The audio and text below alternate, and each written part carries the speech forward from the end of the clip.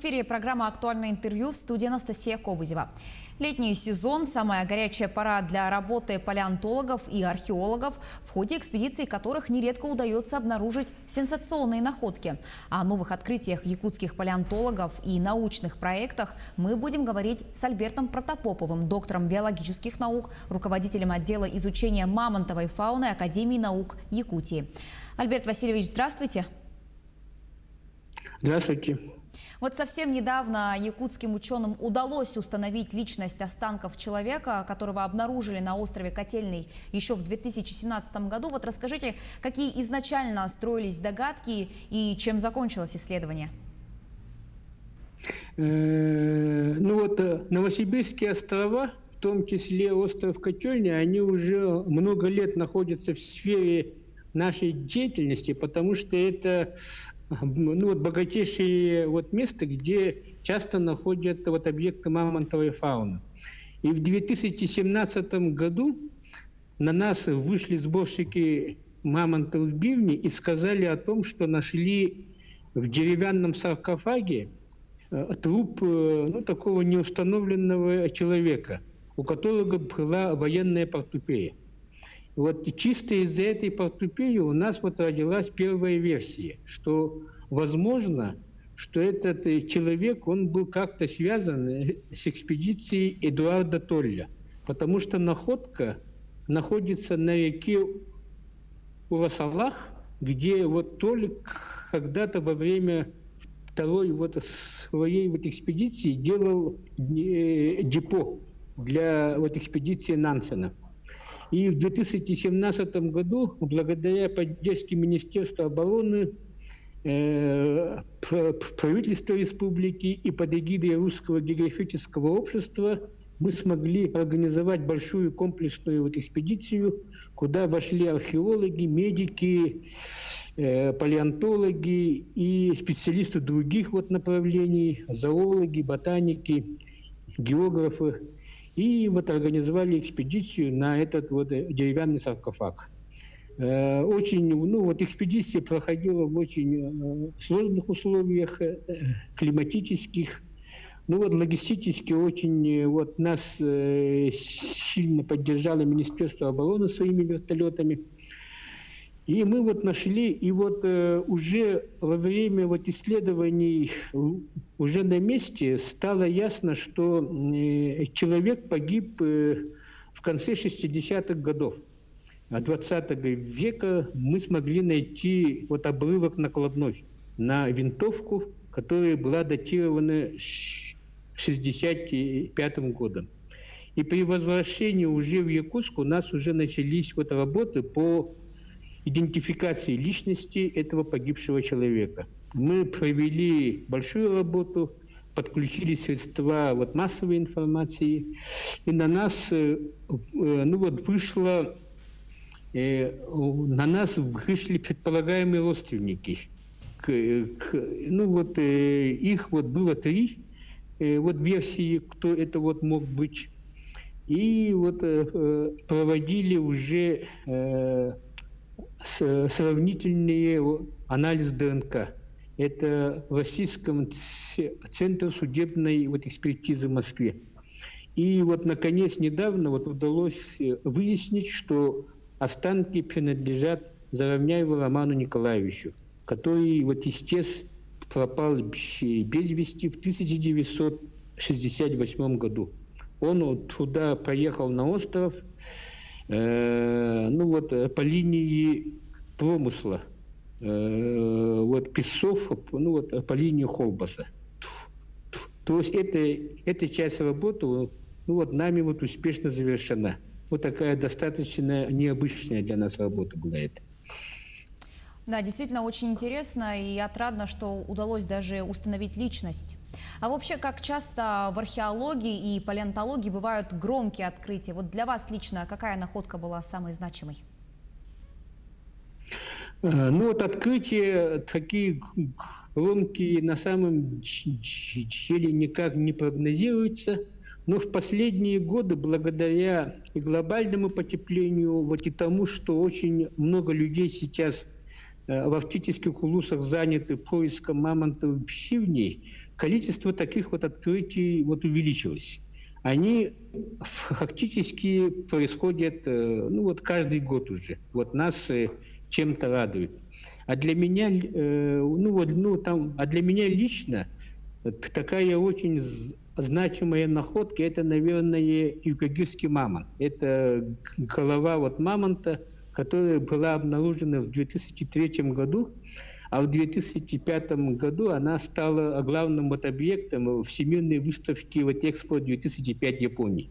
Это, наверное, сейчас самый знаменитый мамонт Якутии, а для меня это был мой, наверное, самый первый крупный международный научный проект. Ну вот до этого тоже были, но это вот было очень нечто грандиозное. Вот мы работали, собрали очень вот мощную научную команду вот из разных стран. И эта вот выставка в Японии, это была вот кульминация. И с этого вот момента, ну вот началась новая мамонтовая волна. Не только у нас в Якутии, но и во всем мире. Это была действительно очень вот важная находка. Альберт Васильевич, ну вот после того, как обнаруживают находку, ее изучают, насколько это длительный и трудоемкий процесс? Некоторые виды вот исследований занимают несколько дней, но вот некоторые они вот могут занимать очень длительное время, вот годы вот исследований. Особенно это вот что касается генно-молекулярных вот исследований. Ну вот, например, вот мамонта Юку, исследования которых вот начались в 2011 году, генно-молекулярное вот изучение его вот ДНК, оно промежуточно закончилось в 2019 году, когда вот удалось частично вот оживить его клетки, вот мамонта Юки. Это у нас вот с японцами был совместный проект был. А с юкагирским вот мамонтом, который с 2003 года вот находится вот в фокусе всех вот научных исследований, научные вот исследования продолжаются до сих пор. Вот потому что каждый, ну чуть ли не каждый вот год они вот создаются новые научные приемы, вот методики, и мы вот начинаем их по-новому вот изучать. И поэтому стараемся как можно дольше сохранять в замороженном естественном виде вот эти все объекты. А какие места в Якутии в плане палеонтологических находок самые привлекательные для ученых? Благодаря вечной мерзлоте у нас, где она у нас вот больше всего вот распространена, это арктическая зона. Это все вот арктические районы Якутии, севернее вот Верхоянского хребта, вот Вилюя, это вот острова Новосибирского вот архипелага. Оттуда идут вот основное количество интересных находок. Но вот даже центральная Якутия вот часто дает очень вот интересные вот уникальные находки. Например, в 2016 году на реке Соло, это в Мегино-Кангаласском районе, мы обнаружили полный скелет мамонта, который, это был не чистый шерстистый вот мамонт, а он как-то сохранил черты более древнего трагонтериевого вот мамонта, которые жили около полумиллиона лет назад. Это очень вот интересные находки. И то есть практически на всей территории Якутии вот можно совершить очень уникальную, вот и даже громкую находку. Альберт Васильевич, а какими перспективными научными проектами вы сейчас заняты?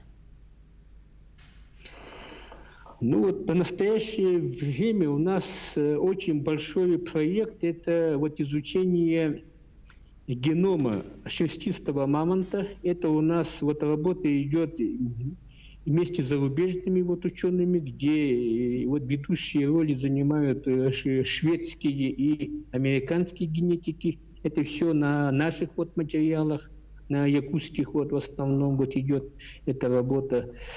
Эта вот работа, она как бы близка к завершению. Я вот надеюсь, что в следующем году геном, вот, полный геном шерстистого вот мамонта, он вот будет расшифрован. Кроме того, у нас идут сейчас вот исследования мамонта Павлова, который был в прошлом году был найден на острове Котельный. Это вот единственная в мире находка мамонта, который вот был убит древними вот охотниками и ими же разделан. Это вообще вот уникальная абсолютно находка. И кроме того, у нас идут вот исследования и пещерных львят, и шерстистого носорога, и мамонтов. Вот даже вот рогатый жаворонок у нас вот в этом году вот завершилось, но и еще вот продолжатся эти вот исследования. В общем, у нас очень вот обширные сейчас идут вот научные исследования. Ну, вообще, вот сейчас мы очень много говорим про коронавирусную инфекцию. Как пандемия повлияла на вашу деятельность?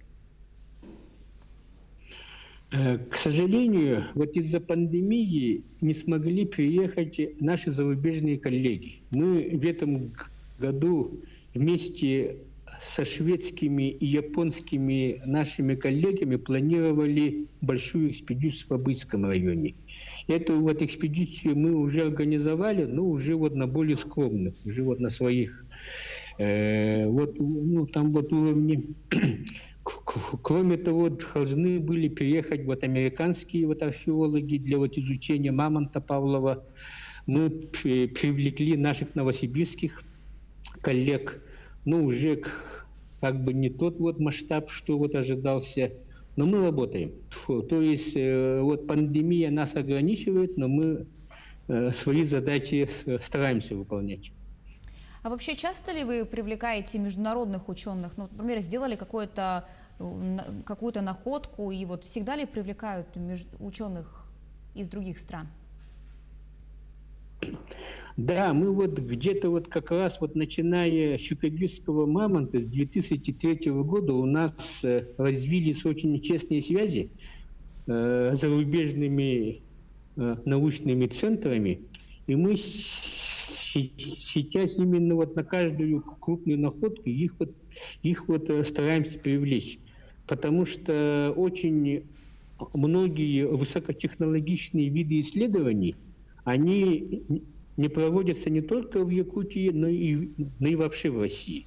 В России нет ни одной генетической лаборатории, которая специализировалась бы на древней ДНК.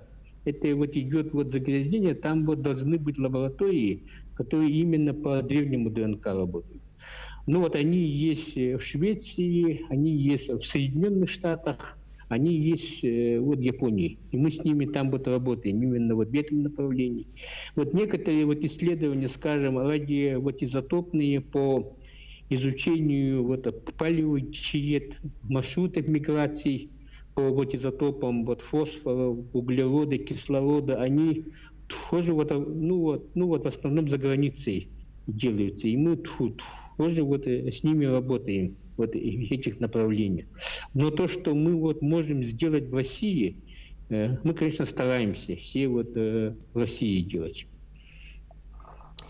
Ну и в завершении нашей беседы хотелось бы спросить, вот как вы считаете, является ли наука привлекательной для молодежи с точки зрения выбора профессии? Ну вот на этот вопрос мне очень сложно вот ответить, но вот отрадно, что все-таки молодые к нам в науку идут. И вообще вот наука, она очень вот интересна. То есть человек свое детское восприятие, он именно в науке сохраняет до конца, наверное, своей жизни. Потому что вот та же палеонтология, археология, вот многие дети интересуются, а мы вот этим вот занимаемся. И у нас очень большие вот открытия. Я все-таки надеюсь, что эта вот молодежь и привлекает, и будет и дальше привлекать нашу науку. Альберт Васильевич, большое спасибо за очень интересную беседу. Мы желаем успехов в ваших открытиях. Спасибо большое. О новых открытиях якутских палеонтологов, о научных проектах мы говорили с Альбертом Протопоповым, доктором биологических наук, руководителем отдела изучения мамонтовой фауны Академии наук Якутии. Оставайтесь с нами.